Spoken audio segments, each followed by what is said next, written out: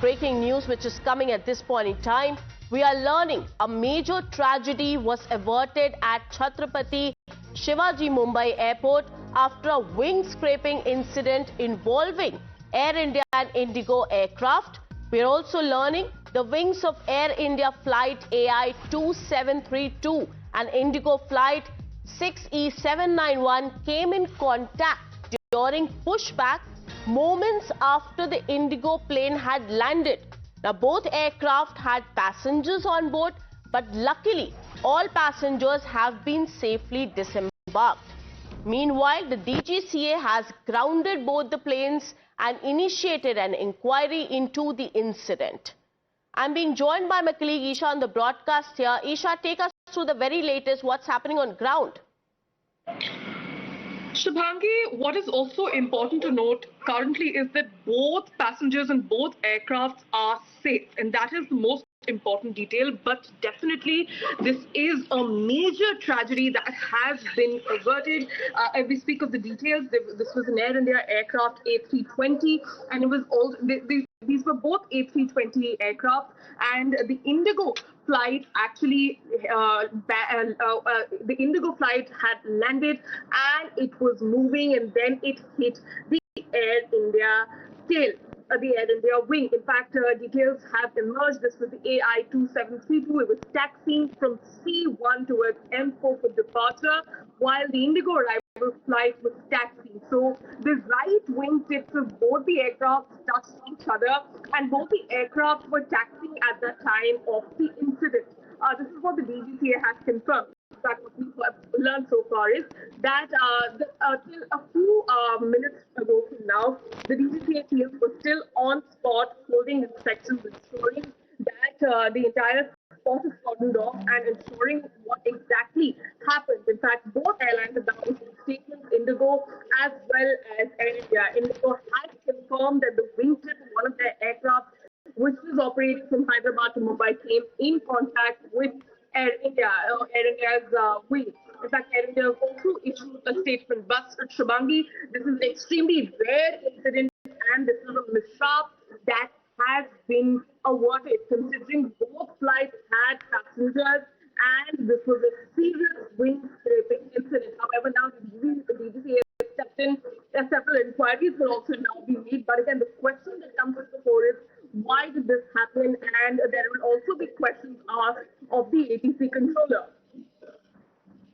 Right, Isha, do stay on with us because we are tracking some more breaking news which are getting at this point in time. Viewers, we are learning that IndiGo has just issued statement after the incident, and it states, and I quote, "We confirm that the wingtip of one of our aircraft operating flight 6E791 from Hyderabad to Mumbai came in contact with an aircraft of another airline while taxiing after landing.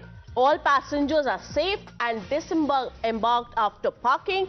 The aircraft is undergoing maintenance inspections in line with established protocols.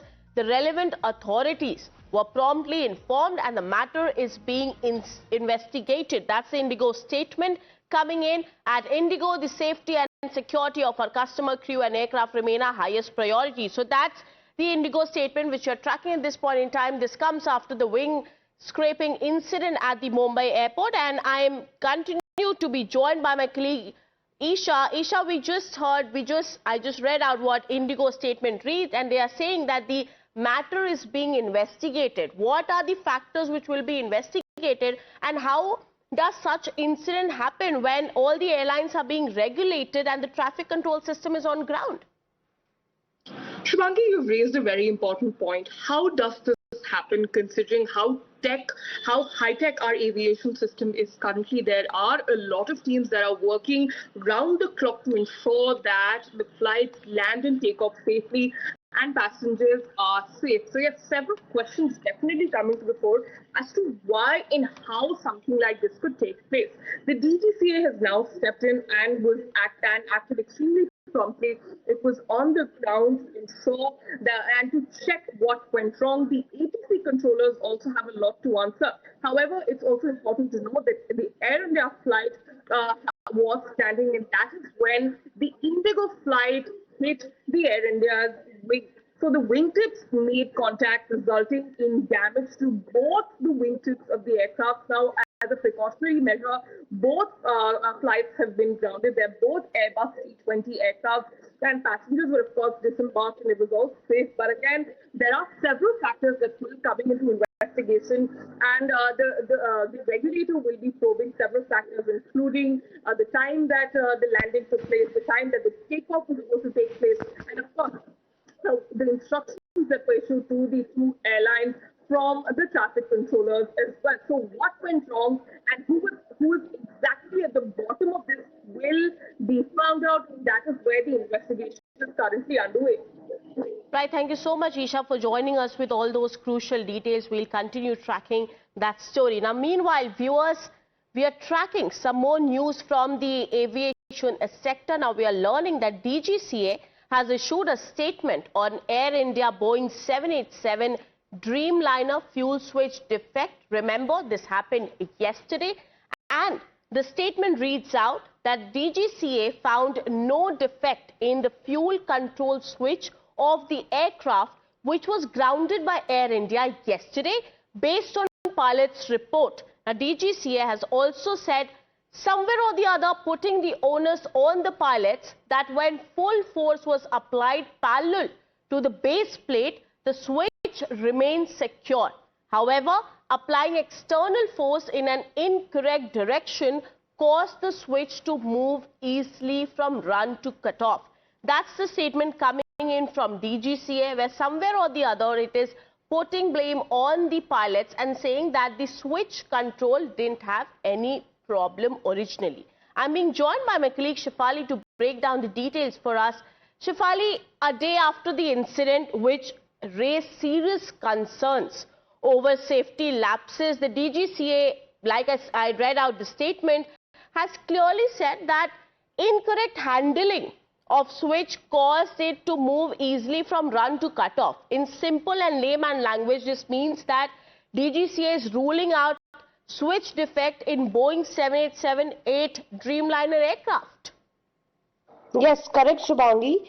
DGCA in its statement has clearly mentioned as the chain of event that the twice before taking off, twice when the pilots tried to move the switch from to run, it automatically came to off switch, and that is when the third time when they tried, they made sure that it was because of the it came to for them to understand that it was because of the how the button was being placed by the pilot.